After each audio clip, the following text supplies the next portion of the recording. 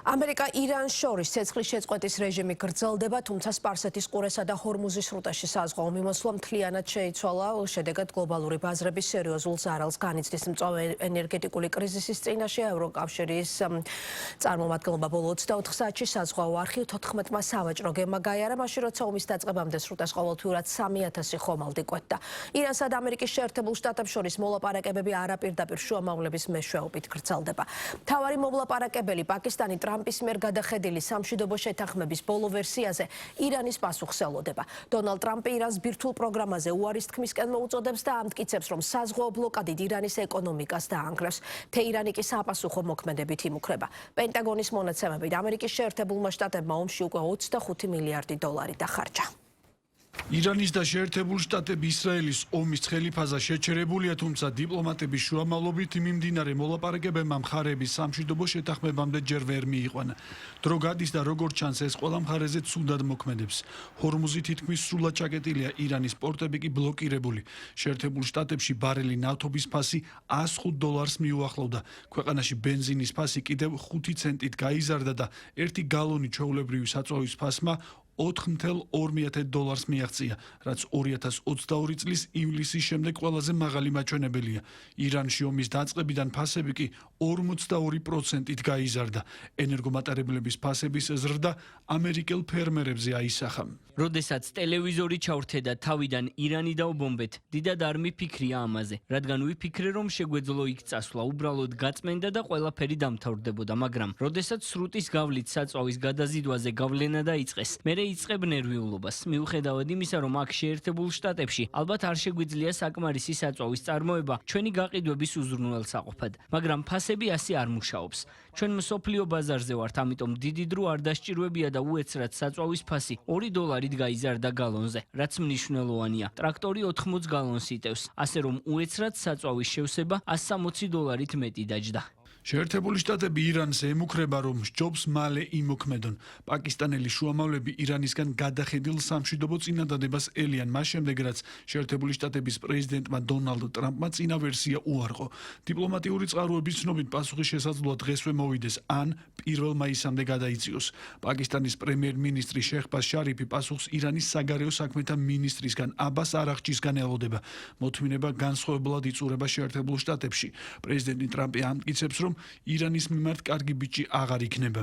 ირანი ვერ ახერხებს ეფექტურად მოქმედებას, მათ არ იციან, როგორ მოაწერონ ხელი არაბირთულ შეთანხმებას, სჯობს მალე მოიქცნენ ჭკვიანურად. ყიფე ზავს და ბლოკირებულ ეკონომიკას უარყოფითი ეფექტი აქვს ირანისთვისაც. დონალდ ტრამპმა თანაშემწეებს ირანის გაფართოებული ბლოკადისთვის მომზადება დაავალა. ირანის ეროვნული ვალუტა შეერთებული შტატების დოლართან მიმართებით რეკორდულად დაბალ ნიშნულზე დაეცა და $1 დაახლოებით 1,8 მილიონი რეალის ტოლია. გაეროს განვითარების პროგრამის მონაცემებით კონფლიქტის გამო შესაძლოა 4 მილიონი ადამიანის სიღარიბეში აღმოჩნდეს.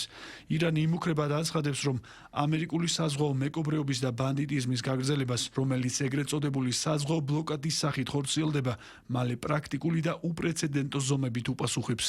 რაც შეეხება არსებულ ვითარებას, ჩვენ ომი დასრულებულად არ მიგვაჩნია. იმ დღიდან, როდესაც საბრძოლო მოქმედებების შეწყდა და ფაქტობრივად ბრძოლის ველზე ცეცხლის შეწყვეტა ან სიჩუმე დამყარდა, რადგან არ არსებობს ნდობა შეერთებული შტატებისა და ჩვენი მტრების მიმართ. ჩვენ ისევე ვაგრძელებთ, როგორც ომის დროს, სერიოზულ ძალისხმევას ვდებთ სამიზნეების სიის განახლებისთვის. ჩვენ გავაგრძელეთ წვრთნები, გამოვიყენეთ ომის გამოცდილება და როგორც დავამზადეთ, ასევე განვაახლეთ ჩვენი აღჭურვილობა, ჩვენთვის სიტუაცია კვლავ საომარია. ჩიხური მდგომარეობა და ომის მოლოდინი ნავთობის ფასს მსოფლიო ბაზარზეც აძვირებს. ბრენტის მარკის ბარელი ნავთობის ფასი დღეს $117 გახდა. საავიაციო საწვავის მაღალი ფასები ავიაბილეთების ფასებს ზრდის. ახლო აღმოსავლეთის ომის გამო მარტში საჰაერო ტვირთების მოთხოვნა თითქმის 5%-ით შემცირდა. ნავთობის ფასების სტაბილიზაციას იმედოვნებენ არაბთა გაერთიანებული საამიროების ოპეკიდან და ოპეკ პლუსიდან გასვლის შემდეგ. არაბთა გაერთიანებული საამიროები დიდი ხანია ითხოვს ორგანიზაციის შიგნით წარმოების კვოტების გაზრდას. ეს ქვეყანა მსოფლიოში ნავთობის 10 უმსხვილეს მწარმოებელს შორისაა. კარტელი ერთობლივად მსოფლიოში ნავთობის წარმოების 36%-ში შეადგენს და ერთად აკონტროლებს მსოფლიოს მთლიანი დადასტურებული რეზერვების თითქმის 80%-ს. საამიროები ასევე გადის ოპეკ პლუსიდან, რომლის წევრი რუსეთიც არის.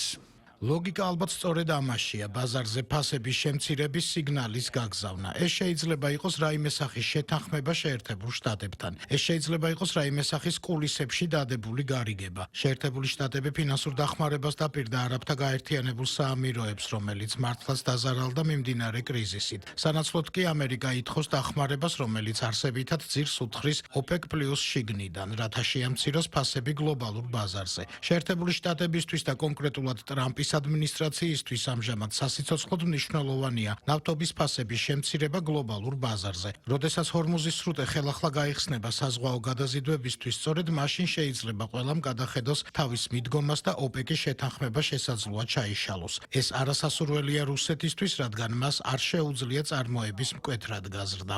ახლო აღმოსავლეთის ომის შედეგები უარყოფითად აისახა ევროკავშირის ეკონომიკაზეც. ევროკავშირის გადაწყვეტილებით ირანის ომის გამო საწვავის ფასების ზრდით დაზარალებულ ბიზნესმენებს შეუძლიათ მიიღონ მეტი სუბსიდიები საწვავისა და სასუქების დამატებითი ხარჯებისთვის. ზოგიერთ სექტორს კი 50,000 ევრომდე დახმარების მიღების უფლება აქვს. ეგრეთ წოდებული ახლო აღმოსავლეთის კრიზისის დროებითი სახელმწიფო დახმარების ჩარჩო დაეხმარება სოფლის მეურნეობის, თევზჭერისა და ტრანსპორტის კომპანიების ინდუსტრიებს. ევროკავშირის დღის წესრიგში ენერგომატარებლებზე გარე დამოკიდებულების შემცირება დადგა. ჩვენ უნდა შევამციროთ იმპორტირებულ წიაღისეულ საწვავზე ჩვენი ზედმეტი დამოკიდებულება და გავზარდოთ ადგილობრივი ხელმისაწვდომი სუფთა ენერგიის მიწოდება განახლებადი წყაროებიდან ბირთვულ ენერგიამდე, ტექნოლოგიური ნეიტრალიტეტის სრული პატივისცემით. მიმდინარე ევროპულ ბიუჯეტში ენერგეტიკისთვის თითქმის 300 მილიარდი ევროა გამოყოფილი, საიდანაც 95 მილიარდი აქამდე არ გამოგვიყენებია. მოდით ეს გამოვიყენოთ, რათა ახლა გადავიდეთ ელექტროენერგიაზე არა მხოლოდ ტრანსპორტში, არამედ მრეწველობასა და გათბობაშიც. შეერთებული შტატები ირანის ბლოკადის მოხსნას ბირთვული შეთანხმების მიღწევამდე არ აპირებს, რაც გლობალური ეკონომიკისთვის ბუნდოვანებას კიდევ უფრო ზრდის.